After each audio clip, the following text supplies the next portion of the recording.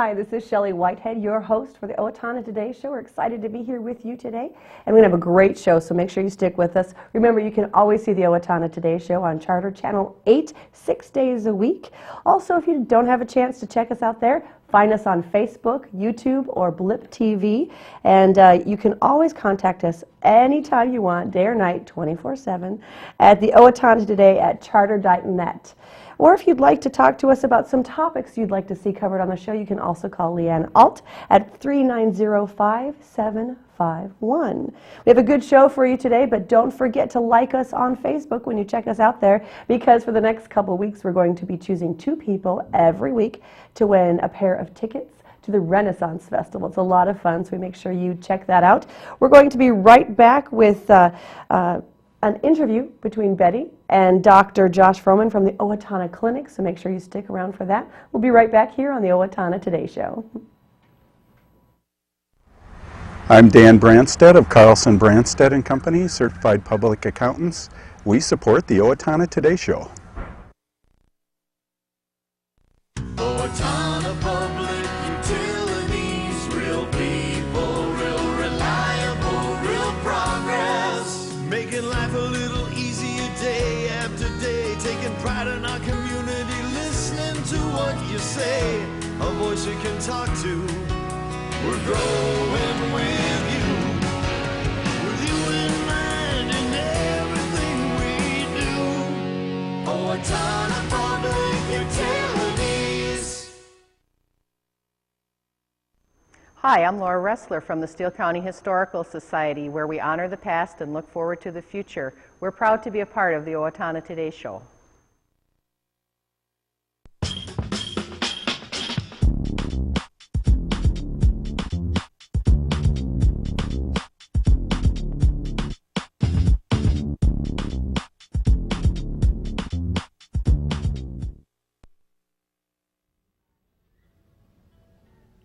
Hello, we are here at the Mayo Clinic Health System in Owatonna with a brand new doctor who is Dr. Froman.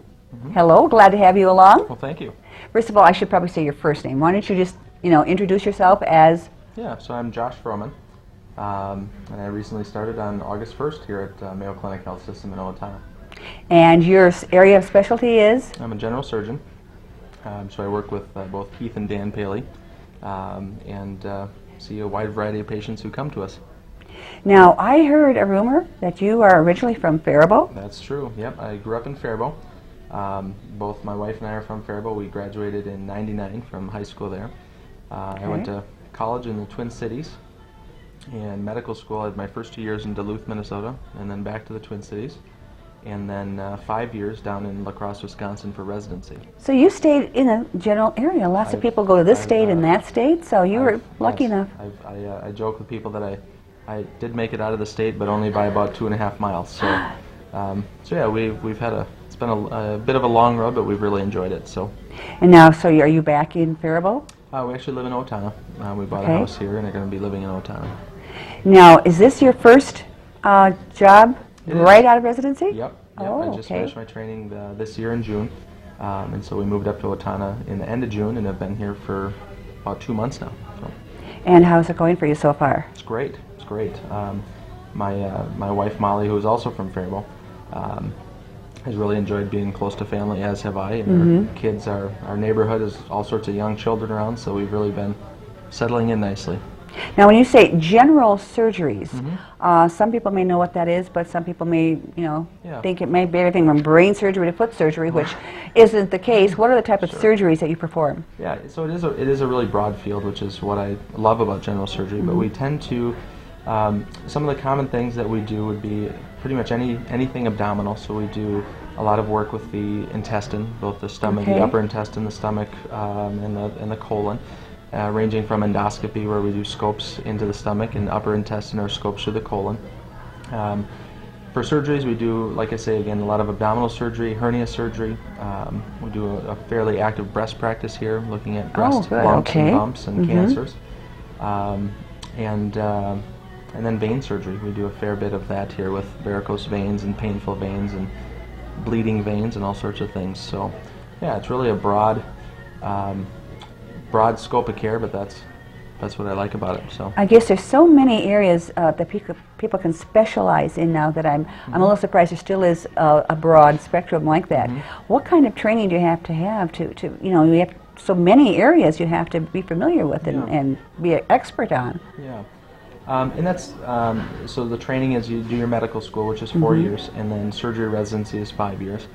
And that's part of the reason it's 5 years is because you do get training in all those various areas. And so you do different rotations as you do through and training in all those areas. A lot of surgeons these days do choose to specialize in one area or the other, but I think in a practice like the one here in Owatonna, to stay with a general scope and see lots of different patients and lots of different conditions is I enjoy it, and I think it's a nice service to offer to the community. So now do you assist the other doctors, or do you take the lead on some of the surgeries? How does that work? So all the above. We do most things we're kind of independent, and we are seeing patients on our own, but we do a lot of collaboration. You know, oftentimes behind the scenes, just reviewing images together, reviewing tests together, making sure that we agree on what's there. Some things are straightforward and fairly easy to deal with. Other things are more complex, and especially on the complex patients, that's where we tend to kind of put our heads together. And then on anything that would require larger or complex surgery, oftentimes we will double up and work together in those cases. So I would say both. We do things on our own, and we do a fair bit of stuff together. So. And what would you say now? This facility has changed considerably from when you were in Faribault and expanded. Has there been any surprises for you at all? What was a pleasant surprise for you? It's probably something you didn't expect. I think the facilities here are beautiful. I mean, they're both the clinic side here and the hospital. Yes, they are. Both being so recent are wonderful facilities, both in terms of equipment and monitors and instruments and all those sorts of things. So it's been very nice coming to such a modern and up-to-date facility. As now in your residency, you said you're in La Crosse. I'm from that area myself, not in La Crosse, but what hospital in particular? Is at Gunderson Lutheran. The Gunderson, okay. Yep. all your complete residency was done there? Yep. Now, and were you married at the time when you did your? Yep. Molly and I got married during medical school, so we. I might get in trouble. I think this year will be 7 years. I think. Yes, you better remember that. Yeah, I think I'm right. I did the math there, so I think I'm correct. So 7 years. So we were. When we went to La Crosse, we didn't have any children, and when we left La Crosse, we had 2. So we now have a 4-year-old daughter and a 1-year-old daughter. And that was my next question. Do you have a family? We do. Now, is your wife a stay-at-home mother, or is she? Okay. Yep. Yeah, Okay, so it works. It works great. It was really nice, especially during residency with the hours and the busyness and everything, to have her to be available with our 2 girls and kind of keeping them busy. So it's been very nice. Now, what made you decide to go into the field you're in the general surgery? Yeah, I growing up was always very active with my parents in remodeling our home. My dad is an auto mechanic, and so we'd always be working on stuff around the house and vehicles and this and that. And so I found that surgery was a perfect blend of sort of the cerebral medicine side. It still requires a lot of thought and consideration and this and that, but also has the hands-on side with the operating room and with procedures. And so I didn't think I'd be a surgeon as a medical student, but as soon as I did my surgery rotation, I think my wife identified first that she saw it far before I did, that I was going to go into surgery, and I couldn't be happier for it, so I really enjoy what I do. Did you always want to go into medicine as you were growing up? Was that? I had my parents tell a story that from a young age I said I was going to be a doctor. I don't personally remember that, but I knew I wanted to do something with science. I went to college for neuroscience, and for a while thought I would go into a PhD program in neuroscience, but found with doing some immersion type experience and some shadowing with physicians that I liked patient care and medicine far better than I liked sort of laboratory-based research. So I ended up going into medicine. It's a little more personal when you can. Yeah, it is. Now, what type of surgeries have you performed since you've been here? Yeah. So far I've done a handful of hernia surgeries and some gallbladder removals. Things are ramping up each day. You know, it takes a while to build a practice, and it takes a while to sort of get your schedule full, if you will. And then there's scheduling constraints both with myself and the patient. Some people don't want surgery now. They want to wait till fall or this or that. So each week it's been getting more and more busy, and I anticipate it'll continue. Are most of your surgeries, other than emergency surgeries, if someone all of a sudden has a gallbladder attack that's got to come out, are most of them elective? A good percent, at least thus far, have been. And a lot of times when you see a patient in the office, you know, for a hernia or something like that, it's elective. Other times, if it's a tumor or a cancer or something you're removing, it's sort of semi-elective, and that it doesn't need to be done right now, but we shouldn't wait a couple of years before we do it. So oftentimes we try and get people within a week or two to get things taken care of for them. Now, is there anything in the community here that you've probably taken a look at? You're familiar with Owatonna, of course. Yeah. That you are probably going to become involved in? Well, we had our first sort of experience with the Steele County Fair, which was good. I've obviously known about it for years, but I've not gone but a couple of times, and it was neat to see the community. They really rally around that fair and love their fair, and lots of people are out there at all times. So we had a lot of fun with that. And then we're just getting more plugged in with our daughters in preschool this year at Trinity, so we've kind of been meeting some of the parents in class there and meeting a lot of our neighbors, and so we're slowly getting more and more plugged into the community. Well, having been here basically a month, it sounds like you really are jumping in, getting acquainted. Yeah, it's been going quite well. Our guest today has been Dr. Froman from, and I'm going to try and get this right now because the name is different from what I'm used to saying, is the Mayo Clinic Health System, Owatonna. And we thank you for being a guest with us here today. Thank you. And when you come in to see a doctor, inquire about him and see if he has a vacancy so he can build up his practice. We want to welcome him to Owatonna. Thank you very much. And thank you. And we're going to take a little break now and to hear from some of our fine supporters. Out here at the hospital, I'm Betty Johnson for the Owatonna Today Show. Hi, this is Barry Gillespie, president of ERA Gillespie Real Estate, where our pledge is to save you money, save you time, and simplify your life. And we're proud supporters of the Owatonna Today Show. Hi, Ann Plaskonko here from Senior Place. Senior Place has new hours. Mondays and Fridays we're open 8 a.m. to 4 p.m. Tuesdays, Wednesdays, and Thursdays from 8 a.m. to 8 p.m. Participate in Zumba Gold, Bike Club, table tennis, computer classes, speakers, and much more. Don't forget the Senior Place Partnership Program with 39 businesses giving discounts and incentives with your Senior Place membership card. Membership is only $35 for the year, which comes to just $3 a month to be a member. Consider joining us today. Mayo Clinic Health System in Owatonna invites you to the 10th Annual Women's Health Day. Celebrate the woman within. Saturday, October 13th from 7:45 a.m. to 1 p.m. at the Holiday Inn and Suites. Listen to Dr. Matthew Camp, plastic surgeon, on the Total You. Learn from Ashley Noble about healthy diets throughout a woman's life. Wrap up with Renee Rongen, motivational speaker, and learn about the fundamentals of a female. Tickets are $5 each and will be on sale starting September 10th at the clinic on 26th Street. Thank you. Hi, I'm Amy Swain of Amy Swain Hearing Centers. I know that buying a hearing aid can be confusing and difficult. My job is to make that easier for you. With 18 years of experience with many different brands of hearing instruments, I can help you make the best choice. Remember, when purchasing a hearing aid, you are entitled to a trial period, and during that trial period, if you are not satisfied, then you can try a different brand or style.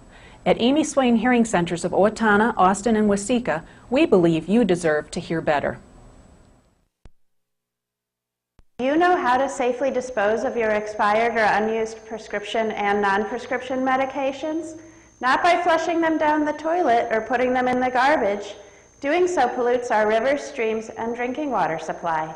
Take it to the box instead for safe, secure disposal. It's easy. Bring your unused medications in their original containers to the drop-off locations listed on the screen and drop them in the Take It to the Box drop box. Proper disposal of unwanted medications keeps them out of the hands of children and out of our environment. This is a message from the Safe and Drug-Free Coalition of Steele County. And we're back with the Owatonna Today Show. I'm Shelley Whitehead, and I have in studio with me today, we have Jim Gauss. Good morning, Jim. Good morning, Connie. Nice to meet you. It's nice to meet you as well. You're a familiar face for the Owatonna Today Show. I guess. You've been on here a time or two? Yes. Well, Jim, let's tell us, our viewers today, a little bit about yourself and your history here in Owatonna. Okay. Well, we had lived here in Owatonna since 1984, And most recently, before we left to go to Ecuador, I was involved with Habitat for Humanity and was the executive director for 3 years, and then worked on a couple of houses that we were doing at the time as well. So. What you said before you went to Ecuador, that's what we're going to talk about today. You're wearing some beautiful shirt. It looks very, I wouldn't say southwestern, but it's even more southern than that, isn't it? It's actually what the indigenous Indians of Ecuador make these kind of shirts, okay. And they're very nice, very comfortable. They're 100% cotton.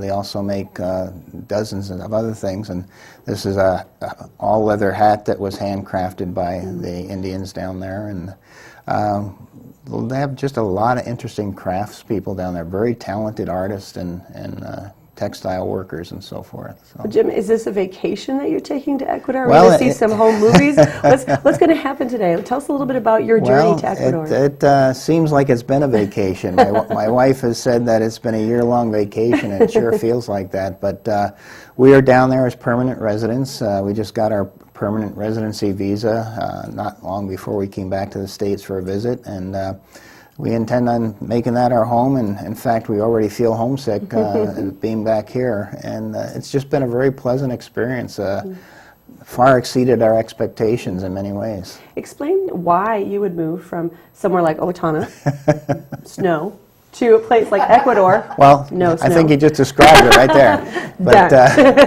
well, you know, we keep asking ourselves that too. Are we crazy or what? I mean, do your kids ask that same question? Well, they did after we put our for sale sign up, and but yeah, I mean, at our age, we're both 70 now, and we keep asking our question.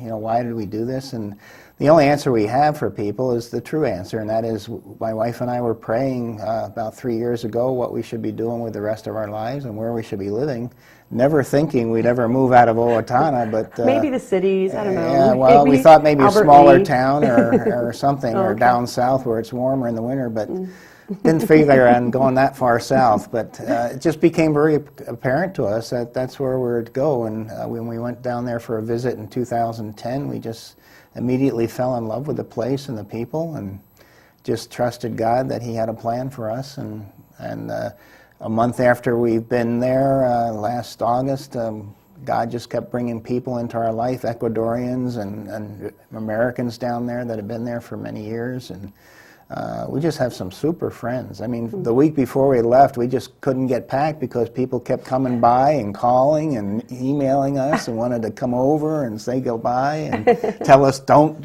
forget to come back home. So it's been great. It's been a pleasant experience. As we were talking a little bit before, you mentioned that you haven't had any culture shock, really. No, nothing not that at all. has really made you feel like you were out of place. But what is the most interesting adjustment you've had to make? Well, of course, language would be the top of the list, and we're slowly picking up this language and the culture, and just understanding how people think and do things. You know, it is entirely different in many ways, but yet it's a very pleasant situation. The Ecuadorian people are very peaceful people, very polite, very cooperative, very helpful. I can't tell you how many times we would be standing on a street corner, like in Quito, the capital of 1.5 million people, looking bewildered as to where we were trying to get to, and somebody would just walk up to us and said, "Do you need help?" And one time a woman who was on her way for a lunch break, she actually led us on a 5-block tour of the city to a place to eat, you know, and so, I mean, people are just like that. They have the time. It's always, relationships are very important to Ecuadorians. So no matter what, they will stop and have time for a conversation or whatever. So it's very interesting. You have some pictures for us. We're going to wake your computer Yes. up there a little bit. Got to wake him up. He's sleeping. Okay. Yeah, I mean, pictures are worth 1,000 words, but unfortunately they will not do justice to our experience. But we'll do the best we can here. And but in Ecuador, every Monday, the president of Ecuador, Rafael Correa, comes out on the presidential palace balcony and gives a rah-rah speech. He's the third from the left here in this picture. There are some political issues with him, and he's not well liked in America by the politicians here because of his political stands. Ecuadorian people either love or don't like him, you know. You know, it sounds like our political system, Yeah, quite right. honestly. Yeah, we won't go there, No, but you understand. yeah, I get it. I get it. Yeah. Whoops, what happened? Oh, I think you might have moved here. Oh, I see. Yeah. This is what they look like on a bad day. Right before elections or after elections. All right, there we go. We're good to go there. This is what is called Independence Square. It's in the old colonial district of Quito. The buildings there are all over 500 years old. They were built by the Spanish after their invasion. And so it's a very beautiful area. This is the presidential palace on the right there on the Independence Square. The president, I'm told, does not actually live there, but he lives in his own home. Presidential Guard, basically during the presidential presentation on Mondays, the Presidential Guard comes out, both marching bands, horse riders, you name it. It's a big celebration. Mostly a lot of tourists go to watch it, but even a lot of local people do too. This is a view of Quito, and it's actually a valley between two mountains. I think it's either the highest or second highest capital city in the world at 9,300 feet. And then there's many churches, primarily all Catholic. About 85% of the population is Catholic there, although according to the Catholic Church, only 15% go to Mass. This is one of many volcanoes in Ecuador. Ecuador is a land of volcanoes. There's 5 snow-capped volcanoes. This is Cotopaxi, just southeast of Quito. This is another one called Cayambe. It's about 60 miles north of us. We can actually see this very top of it on a clear day from our apartment building. This is Antisana, another volcano. A missionary friend of ours who's been there for 28 years said she's only seen this mountain 3 times in 28 years because it's usually covered in clouds. Wow. But this particular day we were able to see it. Wow. This is an extinct volcano where they actually are farming in the bottom of the crater. Which would be really very fertile, I imagine. Yes, very fertile. Yeah. And this is an indigenous ballet that we went to. They have many concerts, many cultural events all year round. Many of them are free. We've been to more concerts down there in the last year than we have in our entire life. Wow. It's incredible.